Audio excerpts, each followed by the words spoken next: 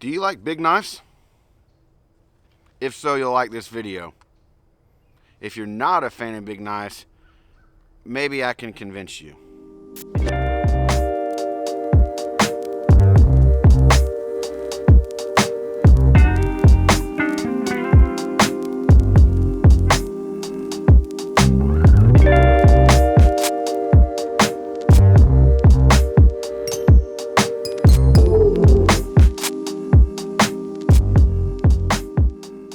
Hey, I hope you're well and thanks for tuning in to today's video. Today I'm going to be sharing with you the Serechete from Bushcraft Outfitters or Bushcraft USA. These are made by LT Wright Knives. I've had this for quite a while now and I'm a huge fan of it. But more than that, I also want to go over why I'm a big fan of a blade like this. These kind of have a reputation of either you like them or you hate them as far as a bigger blade or a chopper or whatever kind of goes. So I just wanted to go over why I'm a fan of it, and more or less it has to do with your area. So first things first, let's get the specs out of the way. It is 1/8 inch thick, 01 tool steel, 16 inches overall. I have the OD canvas micarta scales, and it's got a dual grind. It's a Scandi that's near the handle for the finer work, and then it transitions into a convex for the chopping.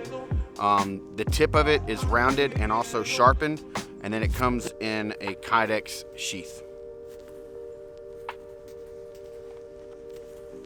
So I thought it was worth mentioning that I did not buy this used. I actually found this on the Pout House for a really good deal. I'd been wanting it for a while. I'd gotten really close to buying it new throughout the years and just never did. And once I saw that deal, I had to jump on it. It came in really good shape. It came with the black Kydex sheath, and it's got the slide retention lock right here. So the closer you slide it, the harder it basically won't come out. And when you slide it down here, it comes out really easy. And I actually took off the removable dangler. I'm just not a fan of it. It's just a preference. So pros and cons right off the bat. Let's go with the cons. The cons for me is when it comes to a big chopper, I think it's needed to have a forward lanyard hole. I'll go over that in a little bit as to why when I'm telling you about choppers and why I think they have a place out in the woods, especially depending on your area. But it does have a lanyard hole, but it just doesn't have a forward lanyard hole, which I think is very important. I would prefer the handle to be a tad bit thicker through here, but the handle shape itself is perfect. Other than that, I have no complaints about this tool. No complaints. It's not as long as their Overland machete, but I like that. To me, it's able to get in tighter spots. It's able to do some work that a longer machete just wouldn't be able to do, or it would be a little bit more of a hassle. So those are my cons. There's not many, and they're pretty easy to get over. But the pros are it's balanced really well for me. With it only being 1/8 of an inch thick, it's super easy to use. It doesn't weigh your hand down. You don't get fatigued. You don't get tired. It's not some big cumbersome thing, but it's thick enough that it's got enough flex and it's sturdy enough that I can hit this through anything. I've literally borderline abused this tool. I'm a huge fan of the rounded point that's actually sharpened. I don't keep mine razor sharp. I keep it enough to cut roots, and I keep it enough to break up soil. And I'm a big fan of the dual grind. It feels really good to get up here and choke up on it and use this Scandi edge right here, and it has no problem biting in with the convex edge. The handle does have a little bit of a swell here at the front, which feels really good in the hand, but like I said, I would just prefer, I feel like if this had liners, it would be just money. So let's put some parameters up around this. In my mind, this is a tool. It's supposed to be used. I'm not putting this on a shelf. I'm not collecting it. I'm not looking at it. I'm going out and I'm using it. So I might roll an edge. It might get dull. It's got to get patinaed. I might do things to this tool that make it not attractive to look at. But if it's doing its job for me, that's what I bought it for. The other thing that I think is really important here is your tools are dictated by your location. At least that's my thought. So if I was up north and I had really long, hard, cold winters, I would absolutely be using an axe or a hatchet or anything like that way more than what I am here in Texas. I can go all year round here in Texas without ever using or carrying an axe. And it's because we have so much deadfall here already, and we have stuff that isn't super big, and if it is, you're not cutting through it. Like this oak, it'd take forever to try to cut and saw through it. It's gonna burn more calories and waste more of your time. So for me in my area, it's way more valuable to have something like this that I can cut and clear trail to get to my camp, clear the ground out of the way, and then use it to take down, you know, wrist-sized stuff if I'm gonna be building some kind of shelter, or if I need a sapling, if I wanna carve on some wood, or just enjoy myself around the fire by doing little projects like that. Other than that, I can go all year round without ever swinging an axe here. And like I said, it's just because of location. So for me, in my area, this is an awesome tool to have.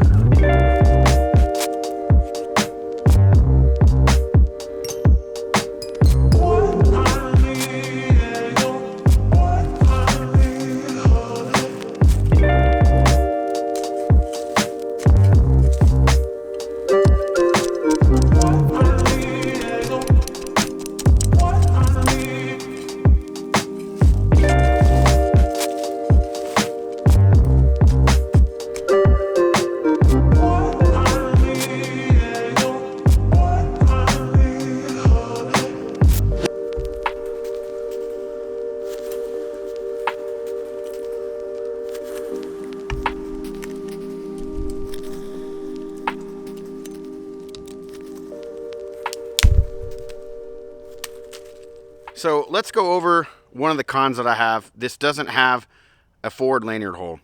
My biggest reason for that actually came from when I was competing in blade sports, which had a very similar handle shape to this and kind of a similar profile, but it was more of a squared off end.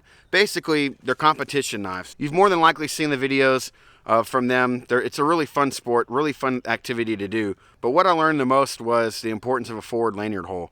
Now, the Overland Machete by LT Wright knives, it has that, and it also has a rear lanyard hole.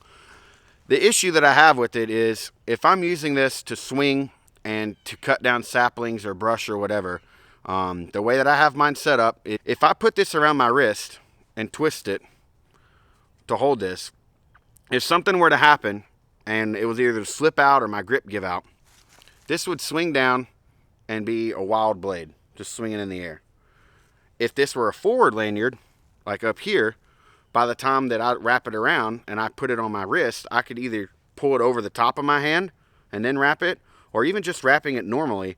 If I let go, it literally stays right there. There's only this much space between my hand and that handle where the forward lanyard hole is to keep that knife from going anywhere. You can literally let go of the knife and it wouldn't go anywhere. And that's something that they thought of in blade sports because they realized that's the most dangerous thing, is if someone loses their grip. Now, unfortunately, if you're competing in blade sports or thinking about it, if you ever do let go of your knife and lose your grip, your run's over. You're automatically disqualified for that run. But it's a good thing to have. So that's my only con. In the beginning of this video, I was telling you that if you're already a fan of choppers, that you'd like this video. If you weren't, maybe I could give you some reason to try them out or like them. I feel like the biggest reason why people do not like bigger blades or choppers is because, one, they're afraid to treat it like a tool, and if they see a spot that is rolled or a little blemish or something, it freaks them out. So you got to get over that. Two, the way that they use it, it's incorrect. Now, this is a dead piece of oak, and it's essentially bent over at an angle. You can't see it over here.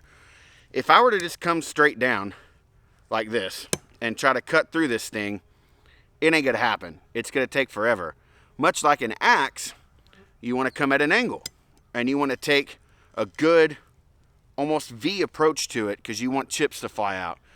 An axe has the advantage over this chopper because the weight is forward. You have this long handle and all your weight's on the end of it, and the cutting edge is on the very leading edge of that. So when you swing, momentum, velocity, we've got some physics going on here, and it bites in, you've got a lot of power for the amount of handle that you have. This has a short handle, it's not heavy, but the good thing about it is that it's thin and it slices really well. So stuff like vines, stuff like this nasty prickly stuff here that we have all over Texas, it cuts really easy.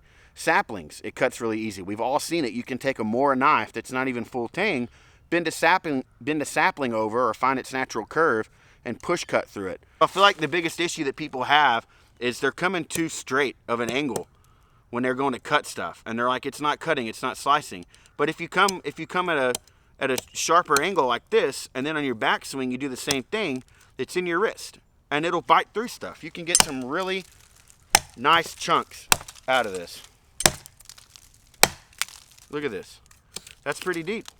That almost looks like something that an axe would do. Now, with that said, I'm definitely not going to try to cut through something this big with something like this, because like I've already told you, in my area, if I'm not using an axe, I'm just going to look for something that's already dead that I can just bring to camp and burn up.